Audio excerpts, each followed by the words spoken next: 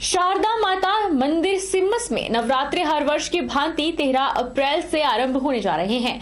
कोविड-19 के बढ़ते प्रभाव को देखते हुए शारदा माता मंदिर सिम्मस में इस बार महिलाएं धरने पर नहीं बैठेंगी। शारदा माता मंदिर कमेटी के प्रधान विनोद राय का कहना है कि कोविड के चलते इस वर्ष नवरात्रों में सिमसा माता के लंगर की व्यवस्था नहीं होगी, साथ ही पूजा अर्चना के समय लोगों की भीड़ भी इकट्ठा नहीं होगी। दिनांक 13/4/2021 से जो चैत्र के नवरात्रों का आरंभ हो रहा है, उसमें इस बार भी कोरोना काल के चलते हुए जो कि अधिक रफ्तार से, पिछली भी ज़्यादा रफ्तार से आगे बढ़ रहा है, सोने का जो महिलाओं का फर्स्ट पर सोने का प्रबंध है वो नहीं है। महिलाएं मंदिर में सोना बिल्कुल निषेध है सरकार के दिशा निर्देशों अनुसार। साथ ही लंगर की व्यवस्था भी मंदिर में नहीं की जाएगी। इसके उपरांत सराय में भी कोई श्रद्धालु कहीं से भी आए वो सराय में नहीं ठहर पाएगा। साथ ही पारंपरिक तरीके से जो हमारी आज तक हम आरती का समय है सुबह 7 बजे, शाम को 7:15 बजे, उसी प्रकार आरती जो है माता के मंदिर में की जाएगी। तत्पश्चात सभी श्रद्धालुओं के लिए सुबह से लेकर शाम 8 बजे तक मंदिर के कपाट जो हैं दर्शनों के लिए खुले रहेंगे। अतः मेरा श्रद्धालुओं से भी ये अनुरोध है कि वो सरकार की जो गाइडलाइंस है, जैसे मंदिर कमेटी उसको फॉलो कर रही है, उस SOP को फॉलो कर रही है, तो मेरा भी श्रद्धालुओं से अनुरोध है कि वो भी इसमें मंदिर कमेटी का सहयोग दें। पांवटा साहिब में लगभग 1 महीने से सरकार SDM की नियुक्ति करने में नाकामयाब रही है। इतना ही नहीं, यहाँ तो तहसीलदार तक नहीं है। पूरा का पूरा काम का बोझा अकेले नायब तहसीलदार ढो रहे हैं। आधा अधूरा प्रशासन के होने से लोगों को परेशानी का सामना करना पड़ रहा है। उपमंडल पांवटा के तहत काफी बड़ा एरिया आता है, जिसमें पांवटा और आसपास के गांवों को मिलाकर आज भोज क्षेत्र भी आता है। भौगोलिक दृष्टि से पांवटा अपने रोजमर्रा के काम करवाने वालों की बड़ी ही दिक्कतों का सामना करते हुए यहाँ पहुंचना पड़ता है। गरीब लोगों की रोज की दिहाड़ी भी खराब होती है और सारा का सारा दिन भी खराब हो रहा है। और पांवटा आकर पता चलता है कि SDM भी नहीं है और तहसीलदार भी नहीं है। SDM LR वर्मा के स्थानांतरण से पहले उनकी ड्यूटी उत्तराखंड में लगा दी गई थी और उसके तुरंत बाद ही स्थानांतरण कर दिया गया। लगभग 1.5 महीने के करीब से यहां सरकार SDM की तैनाती नहीं कर सकी है। वहीं मंत्री सुखराम चौधरी का कहना है कि शीघ्र ही SDM की तैनाती होने वाली है। देखिए, बहुत जल्दी SDM के पद को हम भर रहे हैं और तहसीलदार का पद भी बहुत जल्दी भरा जा रहा है, क्योंकि बीच में 4 सीटें लगी थी, उसमें दिक्कत आई है। बहुत जल्दी दोनों पदों को। थाना इंदौरा के अधीन पड़ते गांव बसंतपुर में देर रात गांव के ही कुछ लोगों द्वारा रोड पर रेत बजरी भरने जा रही गाड़ियों पर गोलियों से हमला करने का मामला सामने आया है। मामले में क्रॉस FIR दर्ज की गई है। फिलहाल पुलिस मामले की छानबीन में जुटी है। क्रशर के मालिकों ने स्थानीय शरारती लोगों पर आरोप लगाते हुए कहा कि जब माल ढोने के लिए गाड़ियां बुलाई तो बसंतपुर में ग्रामीणों द्वारा उन गाड़ियों को फिर रोका गया और सुलह करते हुए देर शाम तक क्रशर उद्योगों पर गाड़ियां आती जाती रही। और देर रात्रि जब कुछ गाड़ियां बसंतपुर शिव मंदिर के पास पहुंची तो स्थानीय निवासियों ने गाड़ियों पर गोलियां दाग दी, जिसके चलते गाड़ियों के टायर और शीशे भी क्षतिग्रस्त हो गए हैं और गाड़ियों में बैठे चालक और अन्य लोग घायल हुए हैं। यहाँ तक कि लोगों ने गाड़ियों के टायरों पर भी गोलियां दागकर उनको क्षतिग्रस्त कर दिया। वही मामले में क्रॉस FIR दर्ज हुई है और पुलिस जांच में जुट गई है।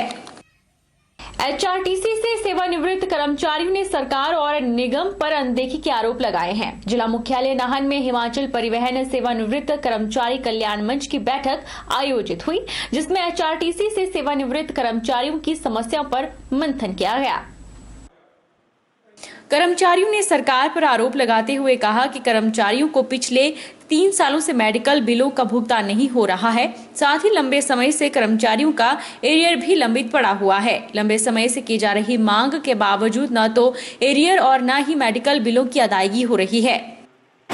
देखने में आता है कि सेवानिवृत्त होने के बाद कर्मचारी जो है अपने घर में चला जाता है। उसके बाद उसके साथ कई किस्म की जो है दिक्कतें आनी शुरू हो जाती हैं।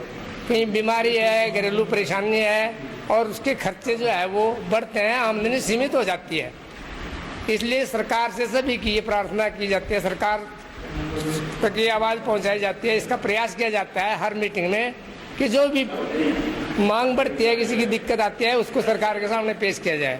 तो इसका ये मुख्य उद्देश्य होता है। सरकार से इस मीटिंग के माध्यम से ये मांग की जाती है कि 2015 से बकाया डीए का एरियर दिया जाए और विभागों की तरह जो IR अंतरिम राहत लंबित है औरों को 21% दी गई है, यहाँ 4% दी गई है, यहाँ भी उसको शीघ्र पूरा किया जाए। कर्मचारियों का कहना है कि सेवानिवृत्ति के बाद पेंशन और उनको मिलने वाले अन्य वित्तीय लाभ ही उनका बड़ा सहारा होते हैं। ऐसे में सरकार और निगम को चाहिए कि समय पर सेवानिवृत्त कर्मचारियों को उनके वित्तीय लाभ दिए जाएं। कर्मचारियों ने सरकार से मांग की है कि जल्द से जल्द उनकी मांगों को पूरा किया जाए। सरकार से डिमांड करता हूं कि हमें जितनी भी आर्थिक, आजकल महंगाई के समय जो आर्थिक तंगी आती है उसकी तरफ सरकार का ध्यान दिलाना चाहता हूं। और मैं आग्रह करता हूं कि जो भी हमारी पेंशन है वो समय समय पर और निर्धारित किया जाए, जबकि हमारे जो वेतन भत्ते हैं वो निर्धारित समय पर नहीं मिलते, ताकि जिससे कि हमारे को बड़ी भारी परेशानी आती है। और हमारे जो मेडिकल बिल है वो भी समय पर नहीं मिलते, जिससे सरकार से प्रार्थना है कि वो भी समय पर दिलवाए जाएं। राष्ट्रीय मार्ग बद्दी पिंजौर पर स्थित गुरु नानक मोटर का शटर तोड़कर चोर लाखों रुपए के नए छोटे और बड़े टायर उड़ा ले गए। चोरों ने चोरी करने से पहले दुकान के बाहर पर्दा लगाया और सीसीटीवी का DVR भी तोड़कर सबूत मिटा दिए। सूचना मिलते ही बद्दी पुलिस मौके पर आई और आवश्यक सबूत जुटाए। बद्दी में चोरों के हौसले बुलंद है। राष्ट्रीय मार्ग पर स्थित गुरु नानक मोटर के प्रबंधक सुनील ने बताया कि उन्होंने वीरवार देर सायं 8 बजे अपनी दुकान को बंद किया। सुबह जब सफाई कर्मी आया तो दुकान का शटर टूटा हुआ देखकर उसने उन्हें सूचना दी।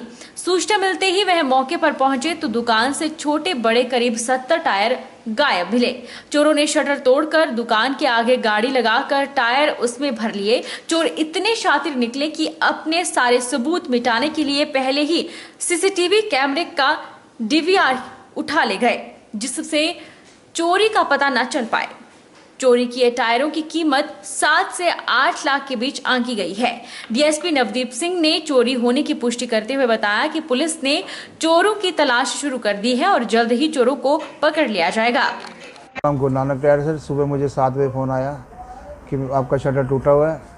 मेरे लड़के ने मुझे फ़ोन करके बताया शटर टूटा हुआ है, तो अपना हम आप यहाँ आए, फिर पुलिस में गए, थाने गए, पुलिस थाने उनको बुला के लाए। उन्होंने देखा सारा, यहाँ दोनों तरफ से शटर टूटा हुआ था, 60-70 टायर निकाल के ले गए थे। उसका तो आंकड़ा नहीं लगाया सर, अभी जोड़े नहीं है पैसे हमने। सर इससे पहले भी आपके इसी दुकान में चोरी हुई है सर। ये एक बार हुई है सर 2011 में, एक बार 2017 में, एक बार अब हुई है सर। पहले भी काफ़ी सर 12-13 लाख का नुकसान हुआ था। एक इंसिडेंट रिपोर्ट हुआ है, नेशनल हाईवे पे दुकान है गुरु नानक टायर्स करके। यहाँ पे जो चोरी हुए हैं टायर्स, उनकी असेसमेंट की जा रही है कितने टायर्स थे। अभी उनकी जो अपनी स्टॉक है उससे उसका मैच कर रहे हैं। एग्जैक्ट नंबर अभी मालिक ने नहीं दिया है और उसमें केस रजिस्टर किया गया। अभी इसको लेके थोड़ा सा डाउट है, लेकिन आई थिंक वो पिछली रात को वहाँ का उनका शटर टूटा है और कुछ कैमरास के साथ जो DVR है शायद उसको वो भी मिसप्लेस्ड है। देख रहे हैं कि वो चोरी हुआ कि नहीं। गंगत के सामुदायिक स्वास्थ्य केंद्र को मुख्यमंत्री द्वारा सिविल अस्पताल बनाने के फैसले को लेकर क्षेत्र की जनता में खुशी की लहर है। लोगों ने ढोल नगाड़ों के साथ इस खुशी का इजहार किया। इस फैसले से गंगत के करीब 8-10 किलोमीटर के लोग स्वास्थ्य संबंधी लाभान्वित होंगे। गंगत के सामुदायिक स्वास्थ्य केंद्र की शुरुआत अंग्रेजों की हुकूमत के समय सन 1919 में बतौर डिस्पेंसरी हुई थी। बाद में 1971 में USA की धनराशि से बड़ा भवन बनवाया गया और तब यहां एक्सरे की मशीन भी लगाई गई। बाद में राज्य सरकारों के सौजन्य से कुछ मॉडिफाई किया गया, जिस भवन में आज तक सामुदायिक स्वास्थ्य केंद्र चल रहा है। लेकिन अब विधायिका रीता धीमान के प्रयास से इसे 50 बेड का सिविल अस्पताल का दर्जा मिलने से लोगों में खुशी की लहर है। हमारी इलाके की बहुत मांग थी। ये हमारे लिए जब भी कोई आदमी बीमार होता था मीरपुर जाना पड़ता था। हमने हमारी जनता ने विधायक महोदय से मांग की थी कि गंगत हॉस्पिटल को सिविल हॉस्पिटल का दर्जा दिया जाए, ताकि हमें किसी तरह की मुश्किल नहीं आनी चाहिए। इसके लिए तो मैं सबसे पहले माननीय मुख्यमंत्री श्री जयराम ठाकुर जी का तहे दिल से धन्यवाद करना चाहती हूँ, जिन्होंने हमारी काफ़ी लंबे समय से जो ये मांग थी हॉस्पिटल वाली वो पूरी की है। और इसके लिए जो प्रयास किया है वो हमारी माननीय विधायिका श्रीमती रीटा धीमान जी के प्रयासों से ये काम जो है वो सफल हुआ है। और मैं तहे दिल से सारी गंगत निवासियों की तरफ से धन्यवाद देना चाहती हूँ माननीय विधायिका जी का और माननीय मुख्यमंत्री जी का कि हमारी मांग जो है वो पूरी हुई है और उसके लिए हम सब वो सारे बधाई के पात्र हैं। वक्त तो चला है छोटे से ब्रेक का। ब्रेक के उस पार फौरन लौटेंगे, आप बने रहिए हमारे साथ।